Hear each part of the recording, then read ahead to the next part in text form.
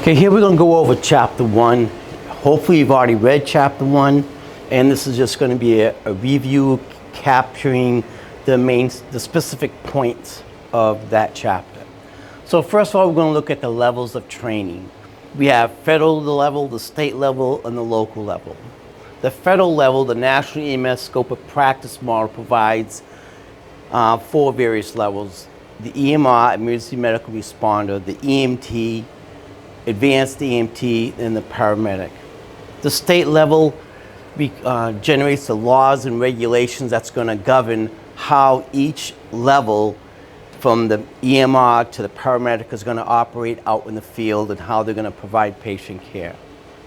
The local level is your medical director. The medical director takes care of the day-to-day operation. They're the oversight and support between OEMS, the hospitals, and the field EMS personnel. Here is just a diagram that you would have seen in your chapter, going over some of the basics. It just shows how everything locks in together. You have the National EMS Scope of Practice that provides the 4 levels of providers. Then you have the state EMS office that deals with EMS administration, regulatory rules, legislation that governs how we operate out in the field. And then you have your medical director that is your day-to-day oversight. So under the National EMS Scope of Practice, even though we have the 4 levels, the EMR, EMT, Advanced EMT, and the paramedic, they also have a section where they want to train the layperson, the people who are not EMS providers. So these are people in the workplace, teachers, coaches, daycare centers. So here, by having these folks trained in CPR, first aid, how to use an AED, when someone gets sick or injured, as they call 911, immediate care can be applied immediately to that patient to help the body in recovering. And now the 4 levels that we had talked about was, now we have the emergency medical responder, which is going to be your police officers, your firefighters that are going to be called to respond to the scene initially and provide some basic first aid CPR care to that patient as EMS is also en route. It focuses on, again, like I said, the EMR, the emergency medical responder. It's going to be focused on providing immediate first aid, CPR with the AED, and then assist the EMS personnel when they arrive on scene. Your next level is your emergency medical technician. The course runs between 150 to 200 hours. The EMT goes further, so they have to have the same knowledge as the EMR, and then they're trained above that. So your EMT is going to be trained in a more extensive patient assessment, along with your CPR. They're going to have some medications that they're going to be able to provide out in the field. They're going to also continue to care. So as they take care of the patient on scene, they package them up, get into the ambulance and transport. During transport, as you have read, they'll continue with their patient care, getting to the hospital, and then transfer care from that to the emergency room staff for the continued care of the patient. Then your next level is your advanced EMT. The advanced EMT has to have all the knowledge that the EMR has and the EMT has, and then they add on some more education. That ranges between 200 to 400 hours.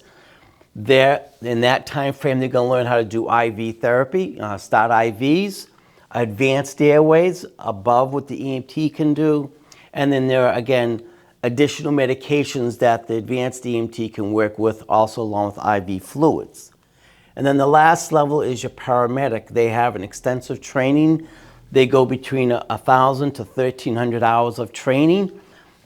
And just like it's a building block, so they go through, they have to have the knowledge of the EMR, the basic EMT, the advanced EMT, and then they go on into their own wide range of ALS skills, from advanced airway endotracheal intubation, IV therapy, much more pharmacology medications, and then be able to monitor, do a heart monitoring on the patient.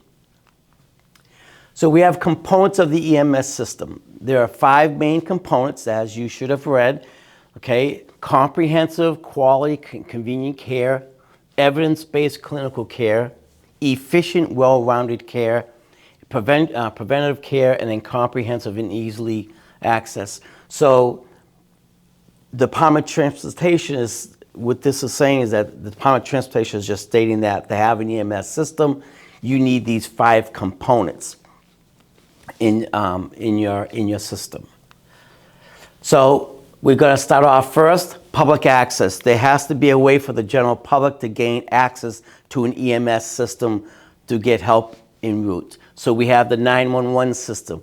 And then from there, within the 911 system, we have dispatches. The dispatches will take on that information, name, location of the incident, the number of the caller, and what's the emergency, so they can decide which agencies or what units they get to dispatch, police, fire, EMS, or all 3. Then you have your emergency medical dispatches. They are trained to take information from the caller about that illness or injury that the patient has, be able to dispatch the EMS, keep that caller on the line, gather information from them to constantly update the responding crews. And also they have the training to provide over-the-phone instructions how to take care of that patient. They have, within the system, we have mobile apps that can help the layperson on how to do CPR and maybe within their area of where the local AEDs are located. So the next component is human resources. We need to have a human resources. The human resources is a system put in place that takes care of the employees. Each EMS system, you need the EMTs and advanced EMTs and paramedics. So how could this system provide them with the care and support they need to have a good career? So pay rates, medical health insurance, vacation times off. So that is the job of the human resources. Then we have the medical director. The medical director authorizes the EMTs. When I say EMTs, I mean EMT basic, your advanced EMT, and your paramedic. All 3 are certification level and they work under the doctor's license. The medical director is also acts as the liaison between the Office of Emergency Medical Services, the hospitals, and the EMS systems out in the field. How we operate, instead of calling the doctor for every single call, we have a set of standing orders and protocols. The protocols are set up, as from your reading, the protocols are set up to give us direction as to, based on our level of certification, what care we can provide under what situations out in the field. We have standing orders, and again, the standing orders is already approved by the medical director, so we don't have to call them to get permission. We could do certain care under the standing orders. With the medical director, we have then medical control. It is divided in 2 divisions. We have offline, which is again working off of your standing orders, your protocols. You don't have to call the doctor for everything, so we can work off of offline standing orders. And then we have online, where we either over the phone or the radio, we talk directly with the physician and get orders or to confirm orders from the doctor. Now, sometimes as a basic EMT, advanced or paramedic, we're taking care of the patient off of standing orders, but we have a question. Something doesn't look right. So what we do then is we call med control. We give that physician the information and allow that physician to give us direction in order to clarify something for us as we're providing patient care out in the field. We need a legislation and a regulatory body, and that is your Office of Emergency Medical Services. They're going to decide as to as an EMT or advanced EMT and paramedic, once you get your certification, we have to recertify every 2 years. So what type of training do we have to complete to get that to complete our recertifications? They review the protocols. the practice of the following state legislation. So they're going to set the rules and regulations that are going to govern us out in the field. Your senior EMS official, they're working within the system, the EMS system. It's either a private ambulance company or a fire department based. You're looking at that senior EMS official will go over your scheduling, personnel scheduling, budgets, purchasing, and vehicle maintenance. So they're the upper level of management. Integration of healthcare services. What this means is that how is the EMS system out in the field integrated within the hospital? So we take care of patients, we transport, so we're going to communicate with that hospital en route to update them on what we have and how the patient was presented, what we did for them, how they're responding to it. And then as we get to the emergency department, we transfer the patient over to the emergency room staff, and then patient care continues from there. Integration is that they're not going to start from the very beginning of taking care of that patient. They are trusting on what we have accomplished already, and we pass that information on. Also under the integration is that for the comprehensive continuity of care is that instead of going to the emergency room, the patient may require a specific type of care, a trauma unit, a cardiac lab, or something along that way, or a burn unit. So based on our assessment, how is the patient presenting, we may decide to bring this patient directly to a trauma unit instead of the local emergency room. So the mobile integrated healthcare system, again, it's just using the pre-hospital care system, the EMS, and providing affordable care across the board. There may be areas where maybe patients cannot get to the hospital because of the environment, the surrounding areas that they are, or they don't have the insurance to provide that. So having a EMS system based that can go to their homes. So we have what they call the community paramedic that can go to the home and assess these folks instead of always taking them to the doctor's office. We can go to their home, do assessments on them, contact the doctors. Now, if that patient now needs to go to the emergency room, we can take them. Additional training is given to the paramedics on how to do lab work and do an increased level of assessment and speak directly with their physician. So the MI create additional training levels, which is, like I had mentioned, the community paramedics that go out in the community and provide care to them, to the patients. We need an information center where the computer system, we used to have all of our documentation was done on paper, but now electronically we have everything done on a tablet, and all that information is stored and sent to the state and to the federal level so they can do a better evaluation of patient care, personnel, resources that I need to provide a better EMS system out in the field. So evaluation, it's very important in the EMS field, doing the evaluations, evaluating how well the system is working. So the training of the basic EMT, advanced EMT, and the paramedic. How are they performing the skills out in the field? How well is that, how well are the patients responding to that care that we are providing? So the evaluation system can adjust our education. It can adjust going through research. It can adjust how the systems are going to be positioned in a given community. So with the evaluation, the medical director is responsible for maintaining a high quality control over the system.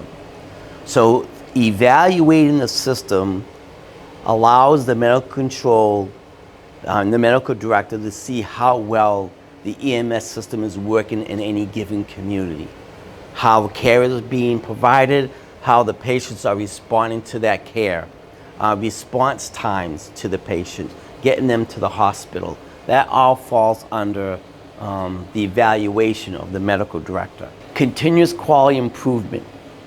So the setup here is that we have a plan. Say we have a situation, we have a plan how to provide a certain level of care to the patient. We do that, we come up with a plan, now we do it, we put it in effect, we implement it. Now as we respond, say cardiac patients, we have a set way of taking care of cardiac patients based on our protocols and standing orders. So as we do that, a study is how well are the patients responding to this care. When we get them to the hospitals, what is the condition of the patients and how well are they recovering from that cardiac situation. And then we act on it. So if everything is working well, then that is a good system, we keep it in place.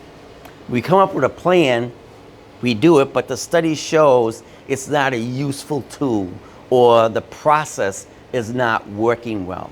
So we got to act on it. So now they have to come up with a new study, then change it up and come up with a new plan and then start this all over again. And this is what they call evidence-based medicine, is that we are constantly viewing what we are doing and looking at ways to improve it. Does it need to be improved? Does it need to be changed? Or is it working well and we can keep it in place?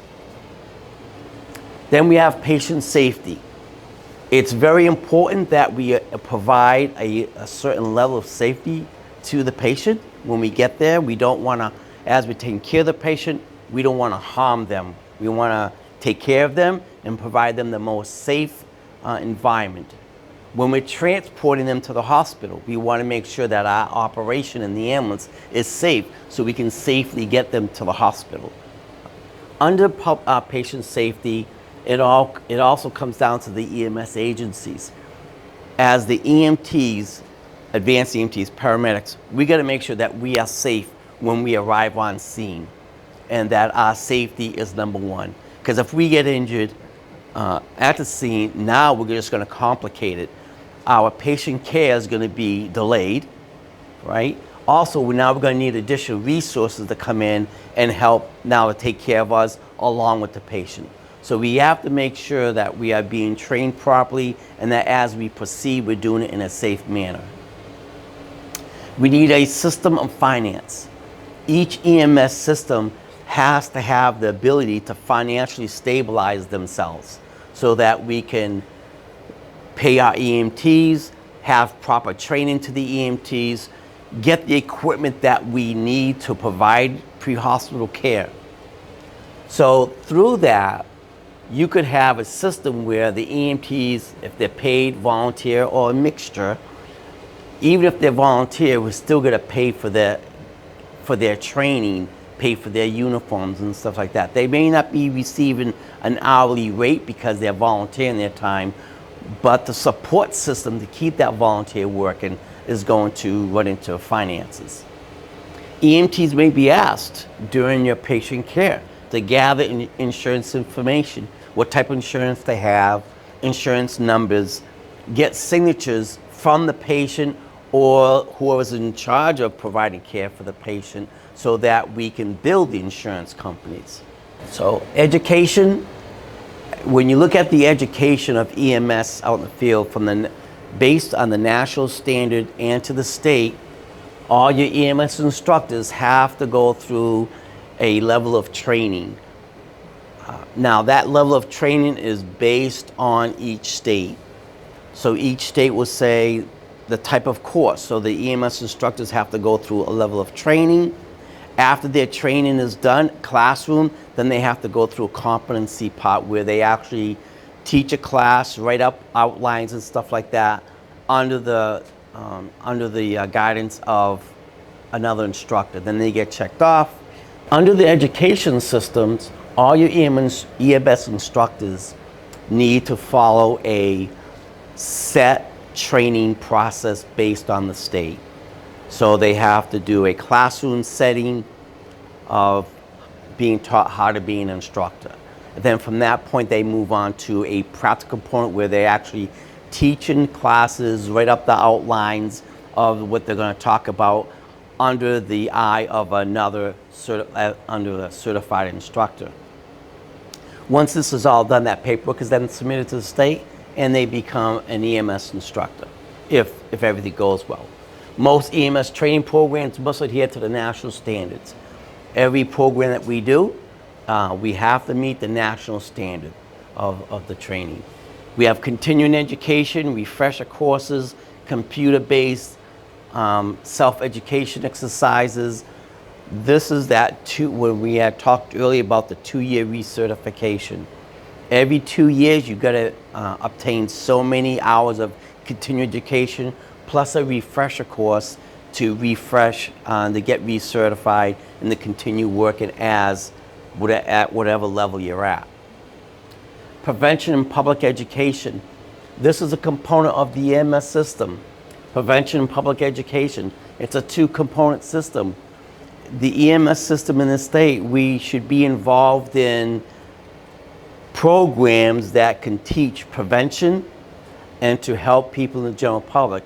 So some of the things that we can be involved in is like car seat checkpoints, how to properly install car seats. That's a preventive medicine, preventive scenario.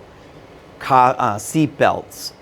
In the summer when the pools are open, talking about safety around the pools. So that's a prevention system. EMS workers, the public health agencies, we have a primary prevention and a secondary. The fire departments do this very well. They teach different courses, and they go to school and they teach stop, drop, and roll type of fire. They talk about safety around the home. Well, EMS should be part of that, getting involved in car seat checkpoints, talking about seatbelt, helmet, have bike rodeos and addressing the helmets, kids wearing helmets to prevent injuries so that to help people be safer out in the field. So prevention and public education for the EMT and the general public, vaccination programs, helmet laws, sewage systems, clean drinking water, seatbelt laws. These are all things talked in about public health and how our communities can be safer. And this is in your book, Table 1-4. And then we have EMS Research. EMS Research helps to determine the shape of the EMS system. As we do research, and we had talked a little bit about evidence-based medicine earlier, but the research basically watches what we're doing out in the field. As we fill out our run slips and send that information in, it goes to the state and it goes to the national, and they look at how care is being provided out in the field and what is working good and what is not working gets reviewed. How can we change this up? Research also based on the time of year or events going on. Where do you need your manpower? Where is your resources going to? So that's what EMS research is all about. Now we're going to get into the roles and responsibilities of the EMT. As an EMT, first, keeping your vehicles equipped and ready. That means keeping them clean, checking the medical supplies inside, making sure that your vehicle's in good shape. So clean, it's gassed up, you've got your, you check your windshield washer fluid, making sure that all the equipment is working properly on the ambulance, fully inspecting the back to make sure that you have all your medical equipment that you need to function at whatever level that you're at. Ensure safety. Make sure that you have the safety equipment on the ambulance that you need when you get to a scene. When you get to a scene, making sure that you are safe at all times and that your partner is safe. Because if we get injured, now we just complicate the whole scene and we delay patient care. Be familiar with emergency vehicle operations. You need to know the laws in which you operate. What can you do and what you cannot do as an emergency vehicle operator. Yes, some law says that as you are responding to an emergency, you can exceed the speed limit. You can go down a one-way street against traffic as long as the call warrants that action and you're doing it in a safe manner. Provide on-scene leadership. This is a responsibility. You arrive on scene and there may be people getting in the way or just reacting to the situation, you're gonna have to step up and take command of that scene and back people off so that we can provide care to the patient and provide a safe environment for us and the patient until additional help gets there. Perform scene evaluation. Is the scene safe? As you arrive, if the scene is not safe, then you don't belong there. You gotta back away and call for the additional resources that you need to make it safe so that you can get into the patient safely and take care of them. Like I said, call for additional resources as needed. Gain patient access. As EMTs, we're not going to be teaching you how to extricate patients out of a vehicle, but we will show you how to gain access to get into the vehicle safely and start providing patient care, providing that the scene itself is safe for you to do that. Perform patient assessment. Very important. As a basic EMT, you got to learn, and we have to study and be very good at doing a complete assessment of the patient, finding the key problems, airway, breathing, circulation, and controlling that patient. Give emergency medical care while we're waiting for additional resources.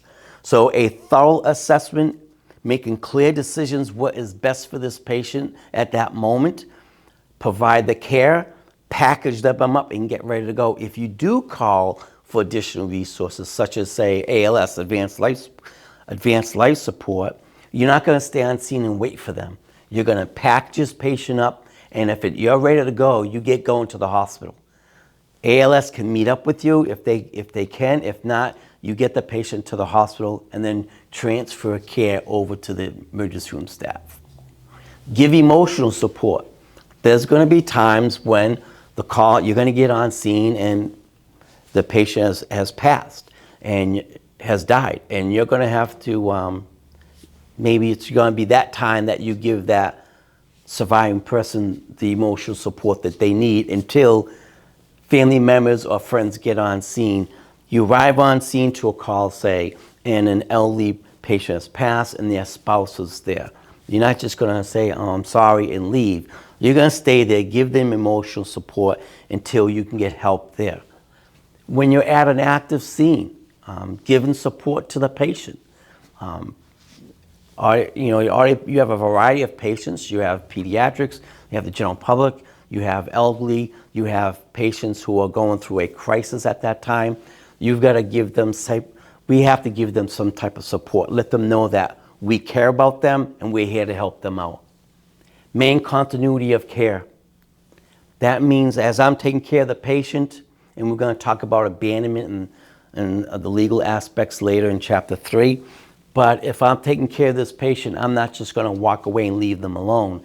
If I have to move, if I have to go over to another patient, I'm going to make sure that someone that is equally trained as I am or higher takes over care of that patient. So we're going to take care of the patient in the ambulance. When we get them to the hospital, we transfer care over to the nurse. We don't just put them on a chair in the hallway and leave. We transfer that care, give a report to the nurse, and turn that patient over to the nurse. Resolve emergency incidents. There's going to be times when we arrive on scene. There could be something going on, and by calling the additional resources that we need to resolve this, to take care of that issue. Uphold medical and legal standards. Very important that you follow your protocols. Stay within your scope of practice, meaning that stay within your level of training as you're taking care of the patient. Ensure and protect patient privacy. We're going to talk again in chapter 3, we'll talk about this, the HIPAA guidelines, patient confidentiality. The best way to protect yourself is that you don't talk about the patient's condition, you don't talk about the patient, you don't talk about information shared between you and the patient outside of you and that patient and who you give that patient over to. If I'm transferring that patient over to a nurse and the doctor's there, then I can give that information to the, you're the patient's advocate. You can talk to the nurse, you can talk to the doctor who's going to be involved in immediate care of that patient. If you're walking down the hallway and there's a nurse that you know comes walking up and they start asking you who you brought in, start asking you questions, you cannot discuss that with that patient, with that nurse, because they have no responsibility to that patient. So protect their privacy, keep what is said between you and them, and then you pass it on to the receiving nurse. Give administrative support. Administrative support is filling out your run slips, giving all the proper information, the patient's information, their vital signs, how you receive them, or how did the patient present when you got there, what you did for the patient, how they responded to that. That's all part of administrative support. Also, the insurance, getting the insurance information, stuff like that for the billing department. Consistently continue professional development. That is one of your responsibilities. Always, your Con Ed courses, you gotta take Con Ed every 2 years, and then a refresher. When you're taking your Con Ed programs, don't take the same courses over and over just to check off a box. Take courses that are going to challenge you, that's going to challenge your knowledge, it's going to challenge your skills, so that you as an EMT, advanced or paramedic, can grow within your profession. Cultivate and sustain community relations. This is getting involved in community programs and be part of the community. One of the things you could do is, if when you're working in a community, what is the largest population in that community? Learn a little bit about them, so that when you respond to their homes and stuff, you have a better understanding of how they, as a social group, how they may operate in their home, their languages. Learn a little bit about their language so you can communicate a little bit with them. Give back to the profession. Giving back to the profession is being involved, getting involved in different, as a volunteer, get involved in doing different things within the community, different things, helping out in your station. Maybe they're trying to do a fundraiser, so to buy some type of equipment or more equipment. Be part of that, so that your department can grow. Professional attributes of an EMT. First one is integrity. Your honesty, truthfulness. Don't lie, don't falsify your documentations, don't overwrite something, and don't underwrite it. Be honest to the patients, be honest on your run slips. This is what happened, this is what I did, this is how they responded, that type of thing. Empathy, we talked about this already. Caring for the patient. You may think that this patient's upset about something. You may think it's really nothing to be upset about, but to them, it's their crisis. So show that you care when you speak with them.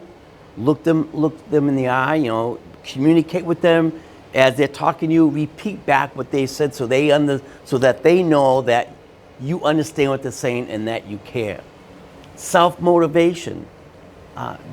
If you see something that needs to be cleaned or needs to be fixed or something's out of sorts, don't just sit there and say, I'll leave it for the next guy. Be that person that steps up. If you come into work and the truck's dirty, instead of sitting there complaining, you could advise your supervisor that the truck was dirty, but maybe that crew had a rough night.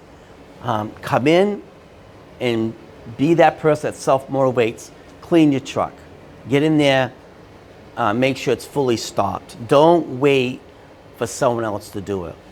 Yes, if you get to work and that same crew is constantly leaving the truck a mess, I would say step up, talk to your supervisor, but don't just sit there and leave it that way. Because eventually, if you don't stock that truck up as you go on a call, you may be the one that suffers for it, because now you need a piece of equipment for the patient and you don't have it.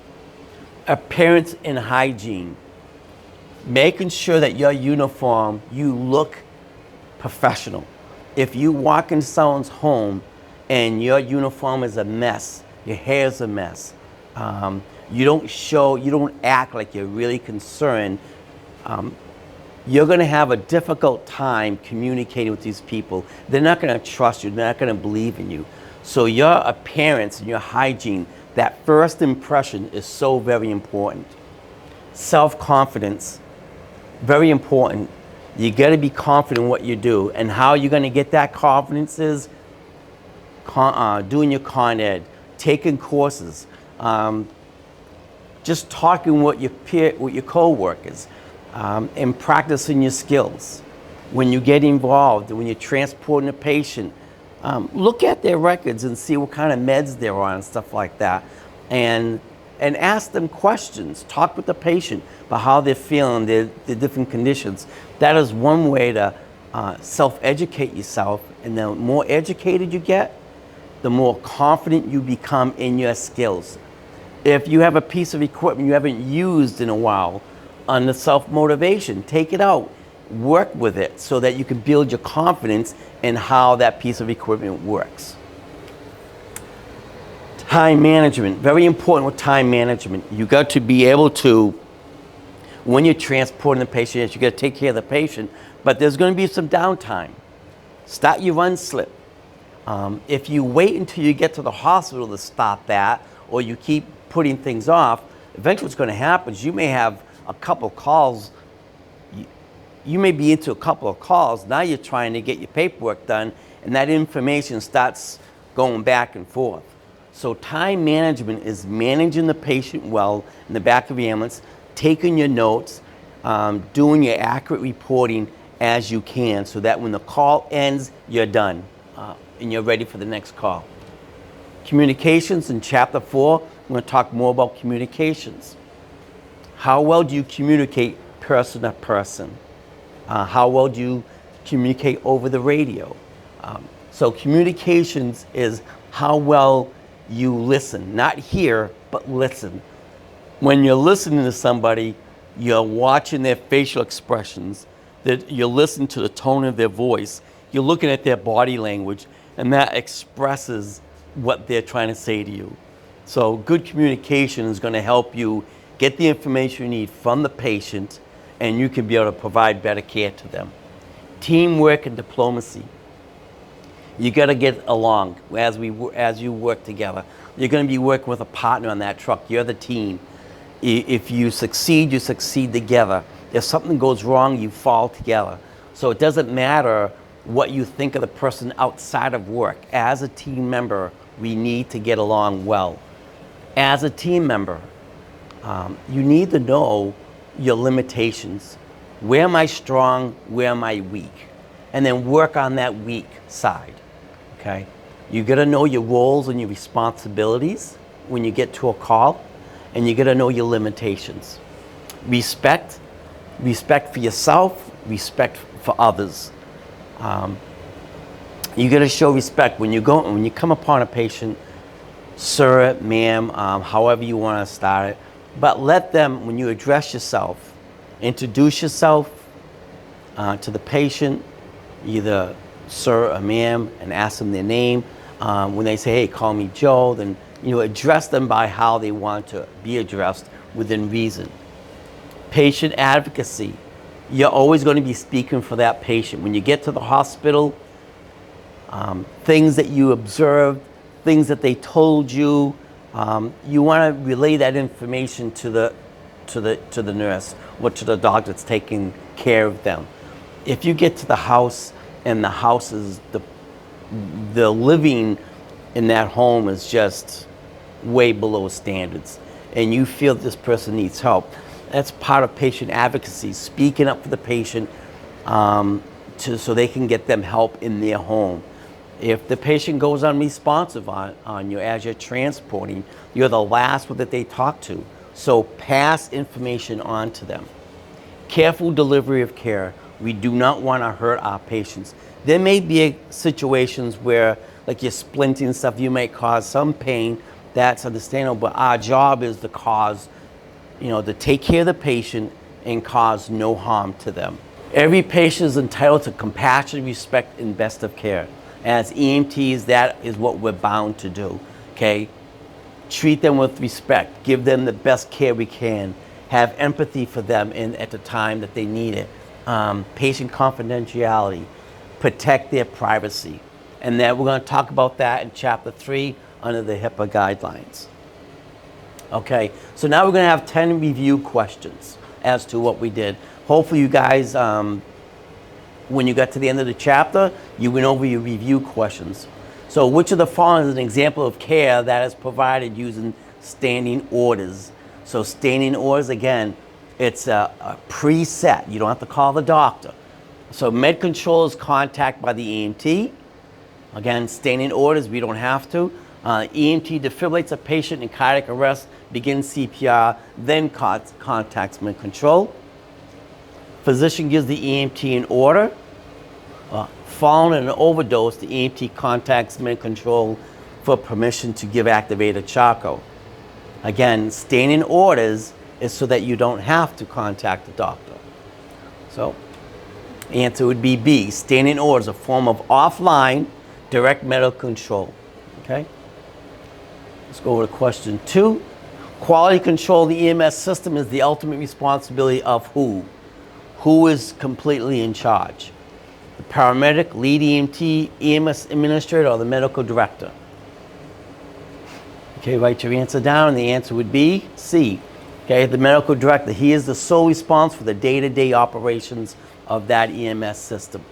He's also the liaison, right, between the hospital, Office of Emergency Medical Service, and the EMS system out in the field. Number 3, upon arriving at the scene of a domestic dispute, you hear yelling and sound of breaking glass from inside the residence. You should immediately gain access to the patient. Carefully enter the house and then call the police. Retreat to a safe place until the police arrive and tell the patient to exit. Remember, your safety is number 1. You're the priority. Then your partner, the patient, and then bystanders. So the answer should be C. Retreat to a safe place and make sure the police are informed and they're en route. Which of the following is not a component of continuous quality improvement? Periodic review of the run reports, discussion of needs for improvement, negative feedback given to those who make mistakes while on a call, remedial training as deemed necessary. The answer is, remember now when you read these questions, be very careful with these key words. Which of the following is not? And the answer is C. The person is to ensure that the standards of care is provided on all calls. This involves periodic run development, discussing the needs for improvement, providing positive feedback is much better than negative feedback. Okay, number 5, all the following